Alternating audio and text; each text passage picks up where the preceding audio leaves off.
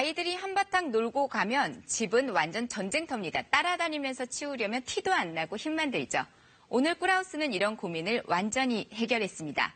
아이들 공간으로 이렇게 장난감이 다 들어갔습니다. 자기들 방이니까 어지르고 치우고 스스로 다 하게 됐습니다. 대신 공동공간 거실은 이렇게 깨끗합니다. 여긴 안방인데요. 부부 독립 공간이죠. 또 다른 세상입니다. 집을 아이들, 가족, 부부 공간 이렇게 셋으로 나눴더니 요모조모 실속 있습니다. 그렇게 알차게 꾸민 집 바로 가보시죠. 오늘의 꿀하우스 서울 동작구로 가봅니다. 안녕하세요. 두 딸이 너무 사랑스럽네요. 신성호, 한지혜 씨 가족입니다. 집 한번 둘러볼까요? 먼저 아늑한 분위기의 거실과 검은색과 흰색으로 깔끔함을 강조한 주방. 안방은 분위기가 또 다릅니다. 집을 구역별로 나눠 분위기를 다르게 냈다는데요. 이 집 가장이자 인테리어 디자이너인 신성호 씨의 아이디어입니다. 가족을 위한 집인 만큼 고민도 많았는데요. 부부만의 공간도 필요했고 아이들만의 공간도 필요했고 한 집안에 두 개의 공간을 명확하게 구분을 해보자라는 컨셉으로 시작했습니다.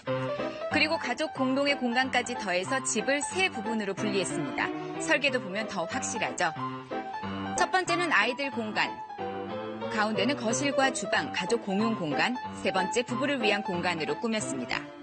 먼저 부부 공간부터 둘러봅니다. 현관으로 들어서면 묵직한 문 하나가 시선을 사로잡는데요. 이 문이 부부를 위한 공간으로 안내합니다.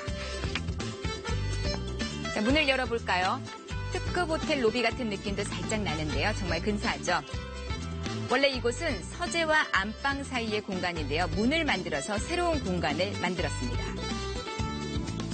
부부만의 공간을 만들기 위해서 두 개의 방을 하나로 만드는 데 초점을 뒀습니다. 그래서 서재와 안방 문을 없앴습니다. 대신 거실과 완전히 독립되는 큰 문을 세운 거죠.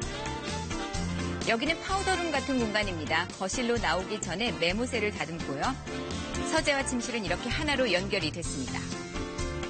이 집 안방은 사실 온 가족이 함께 자는 침실인데요. 잠이 보약인 만큼 숙면을 돕도록 벽지색 골랐습니다. 회색입니다. 바닥은 장판이 아닌 타일을 붙였는데요. 여름에는 시원하고 겨울에는 열을 오래 보존하는 그런 효과가 있습니다. 그런데 이 집 안방 독특한 게 하나 있습니다. 침대를 기준으로 양쪽으로 똑같은 문 두 개가 배치가 돼 있는 거죠.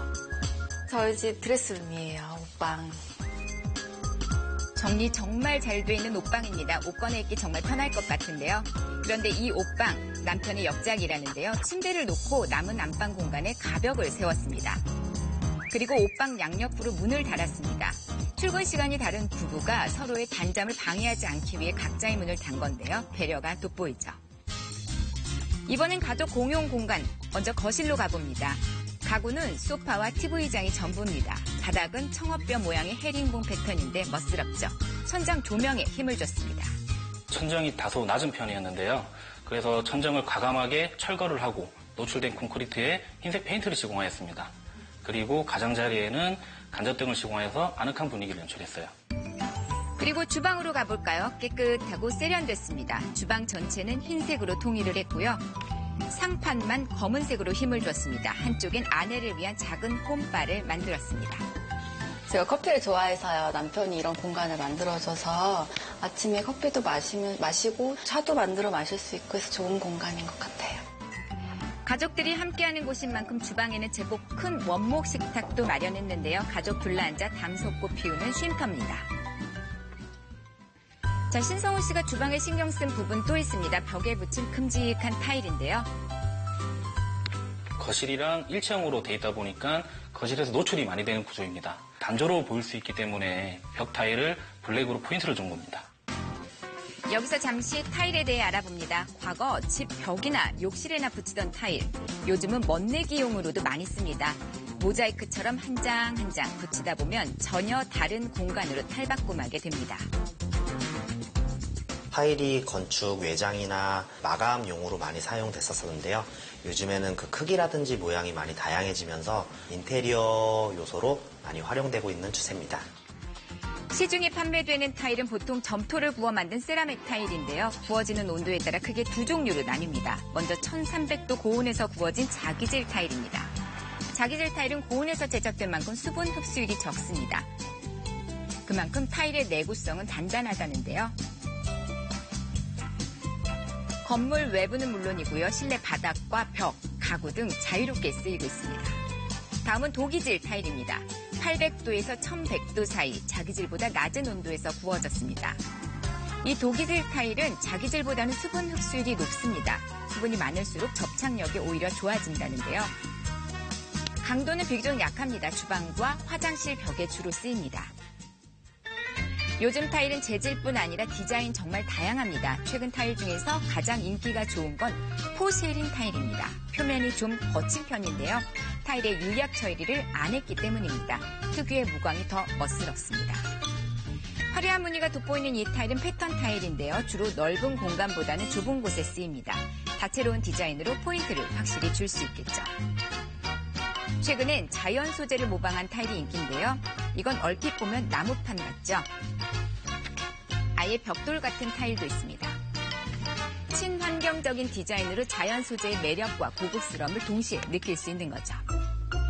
다시 꿀하우스, 이번엔 아이들 공간입니다. 장난감이며 책 등 다 어디 있나 했더니 아이들 놀이거리 다 이 방으로 들어왔습니다. 두 딸의 공간은 집에서 가장 큰 방을 활용했는데요.